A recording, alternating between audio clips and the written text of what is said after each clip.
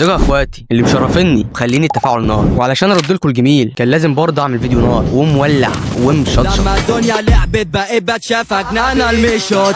بس طبعا لو حاجه من اللي في القايمه دي تنطبق عليك فاحسن لك تطلع عشان هتتضايق شويتين ثلاثه. وانا في فيديو قديم قبل كده جبت شخص ما خدش من الفيديو ثانيتين، بس طبعا علق هنا. وطبعا مش عايز اغفلك يا اخويا، بس الفيديو ده مش عليه، لكن انا جايبه ممثل للفئات دي ومن محبين شخصيات دراجون بول الانثويه، وقليل من الاطفال الذين يسمون نفسهم الارمي، وبعض المتعصبين على فرق بها اشخاص لا يعرفون بوجودهم من الاساس، وكل الكلام ده ينطبق على الشخص ده. فلايكك الحلو كده عشان نخش في الموضوع على طول. نخش في الموضوع.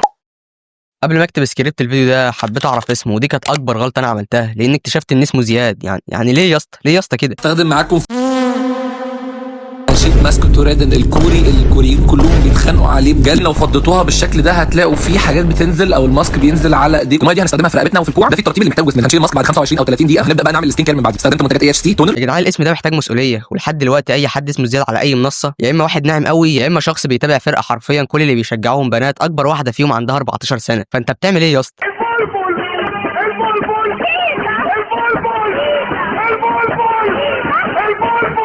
وعشان اتخصيت ومش هقدر اكمل بقى الفيديو ده لوحدي، هضطر اطلع شخصيه تنفع الاوقات الصعبه اللي زي دي. شخصيه هي عنصر التستيرون اللي عندي، شخصيه علمتني الرجوله والاصول، وهو الزوز الصعيدي. ازيكم يا رجاله، عاملين ايه؟ يعني الواحد سايب شغله في البلد وانتوا جايبينه يتكلم عن الناس دي، فانا هجيب لك النهيه عشان مش فاضي. دي معلومه انت كواحد بتشجع الفرقه دي او نوع الاغاني نفسه عموما ما تعرفهاش، وهو ان الصين بذات نفسها منعت اي ظهور للفرق دي على الشاشات عندهم، او اي شخص شكله زي كده، عشان يرجع الرجوله للشباب ويدي البنات رجاله تستحق انها تتاخد قدوه. انا ما بقاش رايح اطبع حاجه من المكتبه الاقي واحده حاجزه آلات الطباعه كلها عشان تطلع 160 صوره لناس كلهم شبه بعض، بس الفرق ان كل واحد فيهم دهن شعره بلون شكل. تاني هام ان الجمهور اللي بيتابع الفرق ديت متعصبين جدا عليهم، ويقعدوا ينشروا بوستات ليهم على الفيس والانستجرام والتيك توك بطريقه تحسهم بينشروا الدعوه الاسلاميه، ولو جيت تتكلم او تقول حاجه عنهم يقعدوا يشتموا فيك ويهنوك عشان فرقه بتسب وبتهين دينك. غير البنات اللي عايزه تتجوز واحده فيهم بعيد عن انه كافر مثلا فهو ناعم جدا، يعني مش بعيد تكون انت الراجل اللي في البيت. وعشان زهقت وعايز اروح، فالناس دي كفار، وانا عارف ان ليس بعد الكفر ذنب، ومش بس انا اللي عارف كده، اكيد برضو انتوا عارفين. فطالما انا عارف ان هم كفار وعارف ان نصهم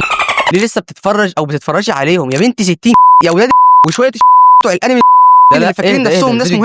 الفيديو الجاي عاجبكم كده؟ اديكوا زهقتوا الراجل، بس انا بقى بتبضم منهم بطريقه تانية. فانت بتلاقي فيديوهات البنات اللي بيتابعوهم فيديوهات تجيب لك خصي. ما اسمهمش نيو جينز عشان هم مش بنطلون، اسمهم نيو جينز. ما اسمهاش هاني علشان هي مش جوز خالتك، اسمها هاني.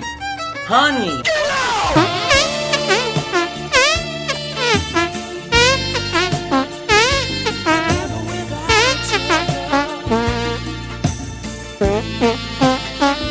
وقبل ما تطلعها من بقك انا عارف ان الناس اذواق يا عم، ده بيحب ياكل سوشي وده بيحب يفطر فول، بس ما اجيش الاقيك بتاكل من الزباله واجي اوقفك وتقول لي ده ذوقي. ده مش ذوق، وهي كده كده مساله وقت وتلاقي نفسك قرفان او قرفانه من اللي كنت بتتابعهم زمان. بس المصيبه هنا لما تبقى واحد شح وتلاقيه بيعمل كده. للاسف يا جماعه خلاص انا مش هبقى ارمي، وهضطر اشيل كل البوسترات اللي على الحيطه دي وكل صور بي تي اس اللي عندي على الحيطه وهخلعها. وكده خلاص انا اتخلصت من كل البوسترات اللي عندي على الحيطه، والحيطه بتاعتي بقت فاضيه. انا عارف ان انا هيجيلي كميه انتقادات كتير جدا، لان انا جيت قلت في اول الفيديو ان انا مش هبقى ارمي وهشيل البوسترات، بس انا بضحك عليكم كلكم. مين ده اللي مش هيبقى ارمي يا جماعه؟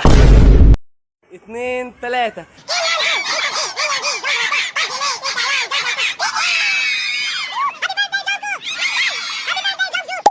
بعد ما وريتك الفيديوهات دي فاكيد يا اما اتقرفت يا اما اتبطنت، وده طبيعي جدا لان مفيش واحد عاقل او واحد حتى بيستخدم 3% من دماغه بيتكلم كده.